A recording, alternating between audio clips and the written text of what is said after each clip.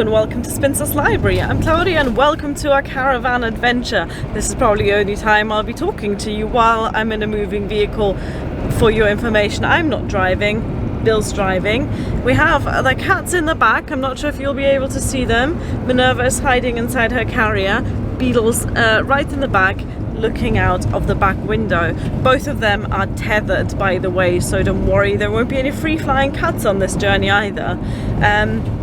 I get incredibly car sick, so I'm just gonna leave it there, and I'm sure I will see you soon. Bye! We are only just 30 minutes into our journey and we're already stopped at a petrol station because the camper van needs some oil. So Bill has gone to get some oil and I'm sitting in the back trying to relax the cats a little bit. Beedle is doing really well. He's just there. We put a cat bed there on the back and he's just been sitting there and watching the cars go by. I don't know if you can see, but he's got his harness on and then he's tethered with the lead to the what's it called? Well, the car seat really, back seat. Minerva, again she is tethered, but she has not yet left the carrier. She is not a very happy cat, and normally she's the more confident one, so I do hope that she gets used to traveling. And again, she is on the leash. We have now arrived at a campsite in Kent. So this is now our second night that we're spending in the camper van. And the first night was a bit of a disaster because as we were driving from North Wales up to the West Midlands, where we stopped over for the first night, we noticed that the camper van was leaking oil at a faster rate than we could refill it. So in what was supposed to be a 3-hour drive, we ended up filling, what, like 10 litres? 8ish. We gave the camper van about 8 litres of oil to drink, which it then promptly spilled all over the road. But that's now fixed. However, we had to get this oil leak fixed, and we also had to get the battery fixed because it turned out that it didn't actually work properly, so we couldn't get any heat last night. So we spent the first night in our camper van freezing because it was also one of the coldest nights so far this winter, and then we had the camper van in the garage this morning to get it fixed. That means that now we've arrived in Kent, but it is very late and we are very tired. We have a really early start tomorrow. Tomorrow we are going on the, is it the Eurostar? Or is that just... Eurostar's the passenger train. Eurostar's the passenger train. We're going on the unnamed vehicle train, the generic brand version. Eurotunnel. Yes, we're going through the Eurotunnel, so we'll be in the camper van on a train going through a tunnel underwater. That'll be an experience. The cats have had a so far mixed experience of travelling in the camper van. Right now, they're quite happy. Beedle had a good meal and he's now having a wash. Minerva on the level below is just admiring the back seat of the camper van. Don't go down there, Minerva. Please don't jump down there. If she goes down that hole, we can't get her out without opening the boot. Yes, because Beedle's been down there twice today. So overall, when they're calm in the back of the van, you know, it's fine. They're quiet, they just sit there and sleep. But earlier Beedle decided to go exploring, and that meant that we had to rescue him from when he got himself tangled up in his lead. Right, I think it's time for all of us to settle down for the night.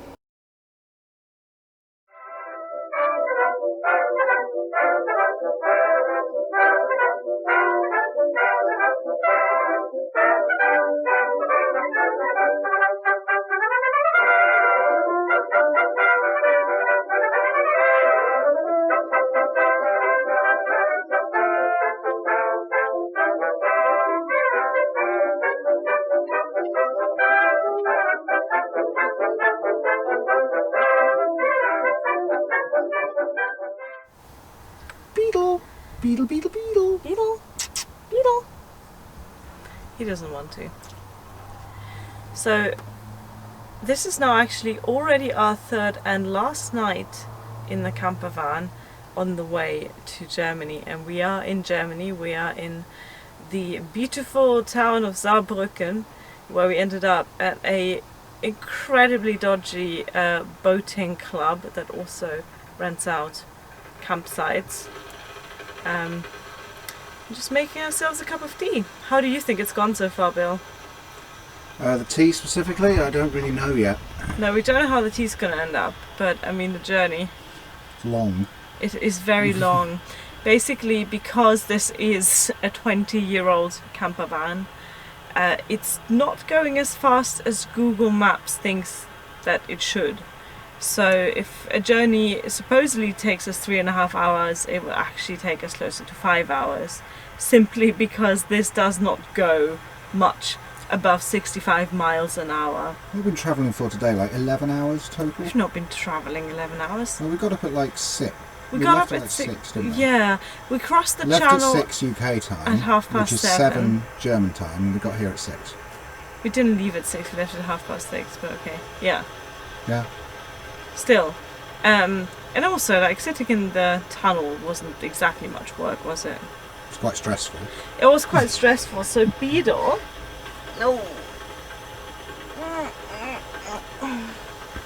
This little kittle is the biggest idiot in this whole wide camper van. Okay, maybe second after me. So we have the cats tethered to the seat here when we're moving. And so far, Beedle's mostly been sitting here looking out the window. Minerva's mostly been sitting on the seat. Tethering means that they can't go in the front and get in the way of the driving. However, Beedle decided that he wanted to go and explore the hidden nooks and crannies of the camper van. So he managed to get himself stuck in the boot of the camper van, where he dropped through this tiny hole in the corner. He was still tethered, so he couldn't breathe. I didn't react quickly enough in catching him. I didn't react at all in catching him. So Bill had the quickness of mind to grab the kitchen knife and cut through the leash so that he could at least drop down and would not get, you know, suffocated basically from the harness. Although the harness doesn't actually constrict them around the neck, but it goes around the belly, and then the leash is attached to the back. Yeah, he'd gone down there in such a way that it was kind of around was his middle, it? I think, yeah. Oh, he's so dumb. Yeah. Anyway, he's fine, but we're going to be keeping a very close eye on him for the rest of the journey. No less dumb than shouting to your husband, who's on the other side of the van, "Bill, Beedle's going down the hole," while making no movement whatsoever yourself. From sitting in exactly that position. Not pretending or claiming to be in any way intelligent. Well, you and your channel about books. I mean, it's funny now, but it was very stressful. We were both really worried while we were sitting in the Channel Tunnel. Yeah. My mum wanted me to take a selfie while we're on the train, but I didn't even do that. And this is how we ended up here in a boat club backyard in Saarbrücken. Tomorrow it's the last leg of the journey. It's the last. Well, again, Google reckons it's going to be 3.5 hours, so it's likely going to be 7. And then we're at my parents'. That's exciting. I still don't like camping.